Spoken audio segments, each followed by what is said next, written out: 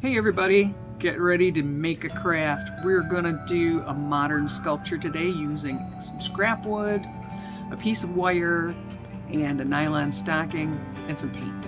So, get ready. Here we go. You'll need a piece of wood, about a 4x4 square cut off of a 2x4, a piece of sandpaper, a drill with a bit just about the size of your wire, some 16 or 18 gauge wire cutters, some nylon stockings, some glue, pliers, a paintbrush, some paints, some scissors, and that should do it. Let's start by getting a scrap piece of 2x4 that's been cut into about a 4-inch square. If it has any rough edges, you'll need to sand them. So like right here, you can see there's some slivers. We don't want those, so we're gonna sand those off. This is just a sanding sponge, it's rough. You can use a regular piece of sandpaper, sand off all the rough edges and then rub your finger over it and you can feel that it's nice and smooth now.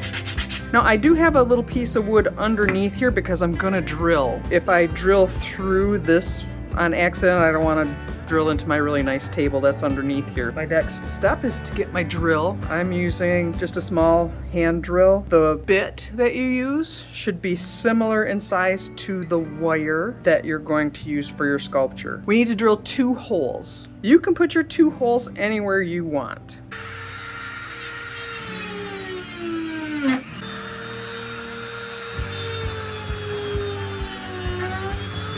This is some wire. It's about 18 gauge. I'm gonna cut off a slice of wire about 25 inches. I'm gonna measure it out. There's 18, 19, 20, 21, 22, 23, 24, 25. It doesn't have to be exact, just somewhere in that area. I'm bringing back my block of wood with the 2 holes. My favorite glue, not something kids should play with, so if your kids are doing this project, make sure that you help them out with this glue. It's permanent if you get it on your clothes or other things. So I'm gonna put a little bit of glue on each end of the wire.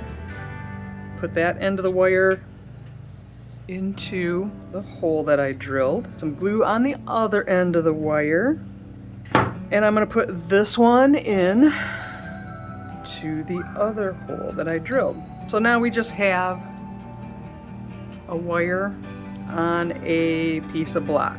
And now I'm gonna start to bend it. You can use pliers. It should be easy enough to bend with your hands. So you can twirl it, twist it, make whatever shapes you want. That looks kind of cool. Should I give it some more twists? Show you how to use the pliers. You hold the pliers in your hand and you can make littler bends.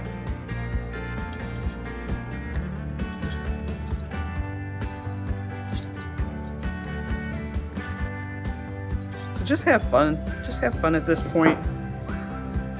Okay, so it gives you extra grip so you can make tighter twists. Now know that if you bend on it too much, your wire will break. I maybe need to call it quits here on the bending. So the next step is going to be to stretch the stocking over the top. Sometimes they come kind of wadded up, so you might want to give them a little bit of a stretch before you start pulling these over top of the wire. So I'm going to stretch it out like I'm going to put it on my foot. Stretch it out real good. Put it right over the top of my wire and right over the top, right on over the whole block of wood. I don't want these wrinkles in it, so I'm gonna pull it so it's nice and tight so all the wrinkles are out. So there it is. I've got some just plain white paint. It's acrylic and a nice kind of soft paintbrush. Cover this whole thing. This is gonna give the stocking some strength because these socks are really delicate. And by painting it, you're giving it like a plastic coating. So acrylic paint dries to be plastic. And make it permanently this shape. Make sure it gets in all of the little holes.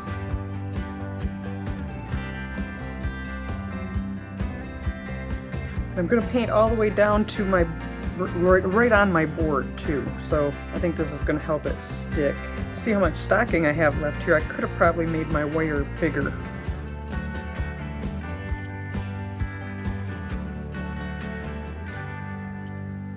As you can see, it's taking a lot of paint. Fabric will soak paint up, and so by brushing this on is going to help to sturdy this stocking up.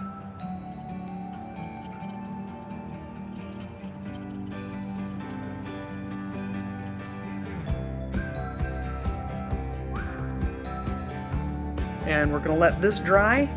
I'm impatient, so I have a hair dryer. I'm gonna take some nice sharp scissors and I'm cutting this off. Ta-da, don't need that no more. I did go ahead and add a third coat of white paint. Makes it look a lot more sturdy. There still is some flexibility because it's only a little stocking under there, so you still need to be careful not to puncture or be too rough, I guess, with your paintbrushes. But now's the kind of fun part. You get to choose what colors you would like to make this. Is it some kind of a creature? Like this almost looks like an ear and a face, so I could paint some kind of creature on it. It kind of looks like water here. Maybe I'd make it all blue and it'll look like a wave. You can do anything you want to this. This is your sculpture.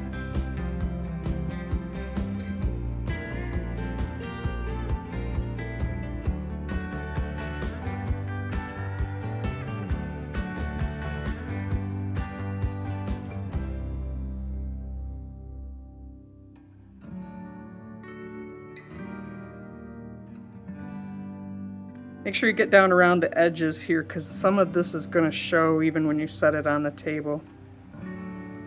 While the paint's wet, you can kind of blend it. See how I'm blending it? The green's coming through the yellow. I've decided to add some black paint to my sculpture. So here's what it looks like right now. I did the yellow and the green and the blue and mixed it all up so it kind of looks, I don't know, marbly, I guess. I think I want to put polka dots on it. And I got a smaller paintbrush.